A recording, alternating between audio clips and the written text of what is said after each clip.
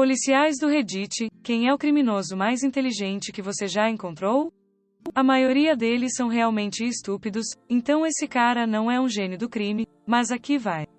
Ele queria roubar uma joalheria na rua principal de nossa cidade. Então ele descobriu que o apartamento ao lado da joalheria estava vazio e ele se escondeu lá. Por 2 semanas ele acionou o alarme propositalmente várias vezes por noite, uma enorme dor de cabeça para a polícia e o negócio, aparecemos e não vimos nada ali, nada nas câmeras, pensamos que era apenas um acaso, então os joalheiros desligaram o sistema de alarme e disseram que esperariam até de manhã para instalar um novo ou religar porque algo não estava certo. Assim que soube disso e da saída da polícia, ele derrubou o muro. Ele já estava trabalhando nisso, aparentemente, e roubou o local sem pressa. Escapou sem que ninguém percebesse por horas, até que os joalheiros voltaram pela manhã. Em seguida, ele tentou revender algo que roubou e que tinha um número de série e foi pego. Afinal, não é tão inteligente assim. Bom esforço, entretanto.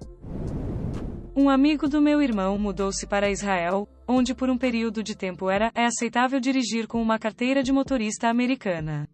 Ele foi parado por excesso de velocidade e, quando lhe pediram a licença, deu ao oficial seu cartão Costco. Costco é um depósito de varejo baseado em membros nos Estados Unidos e em alguns outros países. A troca aparentemente foi mais ou menos assim. Diretor: Costco. O que é Costco? Amigo: é o estado de onde venho. Oficial: isso parece inventado. Amigo: há muitos estados dos quais você provavelmente nunca ouviu falar. Você já ouviu falar do Arkansas? Que tal Idaho? Oficial: acho que não. Amigo: bem, eu sou do pequeno estado de Costco. O policial não respondeu e acabou escrevendo a passagem para alguém com carteira de motorista da Costco. Amigo emoldurou o ticket e ainda o tem pendurado na parede. Bem, havia um cara, vamos chamá-lo de Jack. Agora, Jack roubou coisas, mas também envolveu muitas pessoas. Uma vez, ele planejava roubar um monte de carros, todos carros de luxo. Então o que ele fez foi fazer com que seu pessoal ligasse para o 911, etc., de todos os lugares e países diferentes, para dizer que o roubo de carros estava ocorrendo em vários lugares. Ele também usava poucas pessoas de cada vez, então eram vozes, pessoas, locais diferentes, etc. Então a polícia ia todas as vezes, até que ele cometeu o crime, então ninguém apareceu. Ele nunca foi pego. Quando o dono daqueles carros veio, a polícia não acreditou nele. E cerquilha X200B.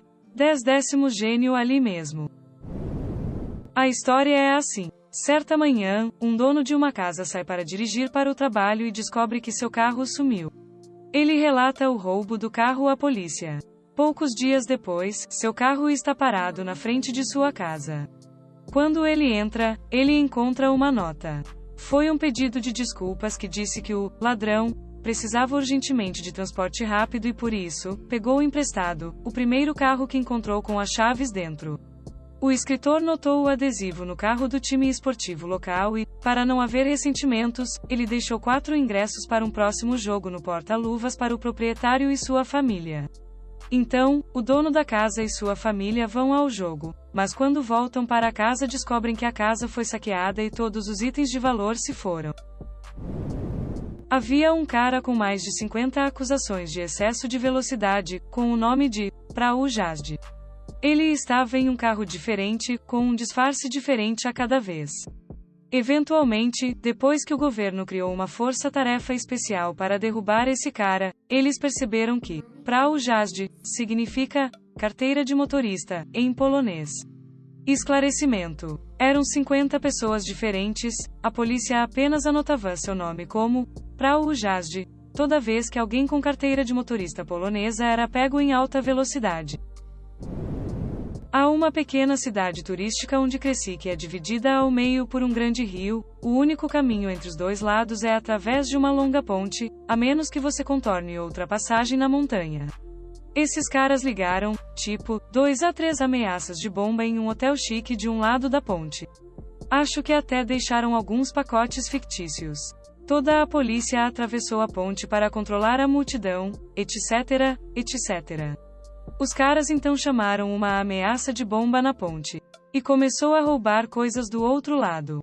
A polícia não podia ter certeza de que a ameaça de bomba era real ou não e hesitou por tempo suficiente para dar aos ladrões uma vantagem. Ouvi essa história pela primeira vez há cerca de 10 anos, em Banff, Alberta. Nunca se preocupou em olhar o que era real e o que foi inventado. Eu acho que isso está bem perto. Mas, como meu pai costumava dizer, você não pode deixar a verdade atrapalhar uma boa história. Uau! 24.000 votos positivos? Obrigado, pessoal. Aqui está um. Conheci esse cara no início dos anos 80, vamos chamá-lo de Jim. Bem, ele realmente queria esta superbike de alta potência, mas sabia que nunca poderia comprá-la. Então o que fez foi dar uma volta de carro até Londres e explorar por alguns dias até encontrar aquele modelo particular estacionado do lado de fora de uma casa. Ele volta naquela noite com uma marreta, puxa a fechadura e rouba a bicicleta. Ele o leva para casa, o coloca em sua garagem e o remove completamente, de modo que a única coisa que resta é a estrutura e a metade inferior do motor, que ele arrasta para o mato no fundo de seu jardim, então ele despeja combustível sobre ele e queima um pouco. Algumas semanas se passam e ervas daninhas começaram a crescer sobre ele. É nesse ponto que ele liga para a polícia e relata que alguém jogou um quadro de bicicleta em seu jardim. Os policiais aparecem e ele explica que acabou de voltar de uma viagem e o encontrou. Os policiais pegam a moldura e anotam seu nome e endereço.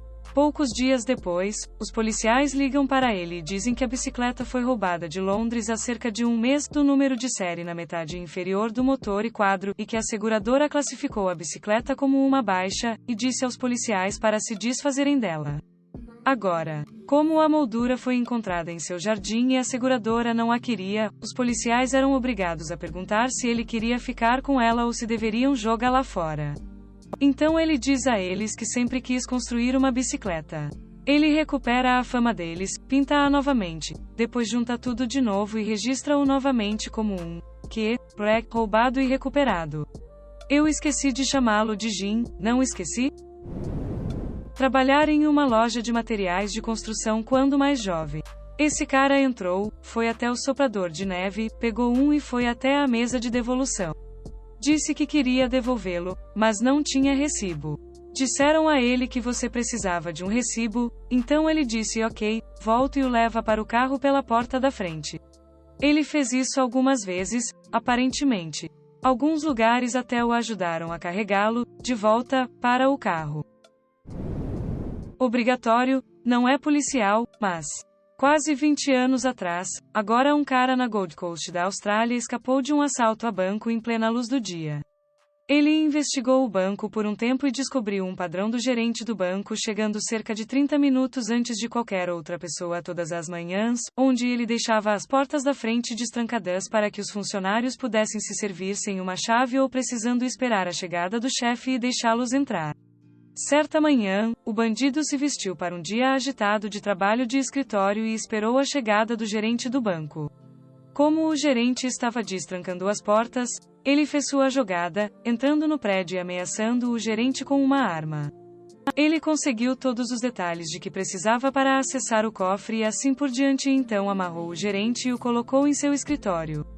Quando o pessoal chegou, ele disse que o gerente havia ligado dizendo que estava doente e que o escritório regional o havia enviado para fazer a loja aberta e ninguém piscou. Este banco fez uma pequena caminhada no cofre que normalmente mantinha apenas cerca de 30 a 50 mil em um determinado dia, mas o velho amigo cronometrou seu roubo para a manhã seguinte ao dia comercial, quando todas as pequenas empresas locais fariam seus depósitos de fim de semana e teriam recebido uma pontuação de perto de 250k. Uma vez que o cofre foi aberto, ele puxou sua arma e convidou todos os funcionários a entrar no cofre e tranca-los. Nessa fase, o banco deveria estar aberto, então quando ele saiu havia vários clientes esperando para entrar para fazer suas transações bancárias. Ele disse a todos que houve um problema com os computadores e que a equipe de tecnologia estimou que levaria cerca de 30 minutos para que o problema fosse resolvido e que eles não poderiam abrir até então. Então ele entrou no carro e foi direto para o aeroporto e voou para Hong Kong e então desapareceu. Que eu saiba, os policiais nunca o pegaram e nunca conseguiram encontrar o dinheiro. Eles sabiam que ele teria que deixar a maior parte em algum lugar na Austrália, porque você só pode levar 10 kAUD em dinheiro em qualquer moeda para fora do país antes da alfândega você em suas salas de entrevista. Então a suposição era que ele tinha que ter um cúmplice aqui que canalizaria o dinheiro para ele lentamente com o tempo. O mendigo da minha cidade descobriu que, se cometesse algum tipo de roubo mesquinho, teria uma noite na cadeia, um lugar aconchegante para dormir e uma refeição quente. Ele iria aparecer, devolver seus bens roubados e pronto. Depois de um tempo, a polícia apenas lhe diria para retirar tudo o que roubou no dia seguinte. Bastante personagem da cidade. Um ladrão francês que passou 10 anos na prisão tornou-se comediante quando saiu. Uma de suas histórias. Encontra um prédio, entra, escolhe um andar e transforma a porta de saída em um apartamento extra. Coloca o número do apartamento, fechadura falsa, tapete de boas-vindas, etc. Coloca um iPhone à venda. A pessoa vem comprar, abre a porta com um roupão de banho e diz: dá-me um segundo, vou só contar o dinheiro. E puf, ele saiu da escada de saída. Não era um policial, mas era um ar na faculdade. Minha universidade era dona de todas as casas adjacentes ao campus. Estes eram administrados como dormitórios, com a ARS e as mesmas regras que incluíam uma política anti-álcool muito rígida. Era um privilégio morar em casas, e a prioridade era dada aos veteranos, que eram mais propensos a violar essa regra porque eram maiores de idade e era mais difícil policiar em casas fora do campus. Havia um aluno que estava batendo em portas dizendo algo como: eu sou um ARI, nome do diretor de habitação, me enviou para exames de saúde e bem-estar. Ela encontraria a bebida deles, pegaria e continuaria dizendo como ela está fazendo um favor, apenas avisando. Ela não era realmente uma ARI e estava apenas guardando a bebida para si mesma. A única razão pela qual ela foi descoberta foi porque ela fez isso em um ar real. O RA era do sexo masculino, eles mantinham as moradias separadas para homens e mulheres, e apenas presumiu que ele não a conhecia por causa disso. Só mais tarde ele questionou porque eles tinham uma mulher fazendo verificações de bem-estar na habitação masculina. Eles fizeram uma investigação e perguntaram a outros residentes. Incidentes datados de 2 anos anteriores. Nunca descobri quem era.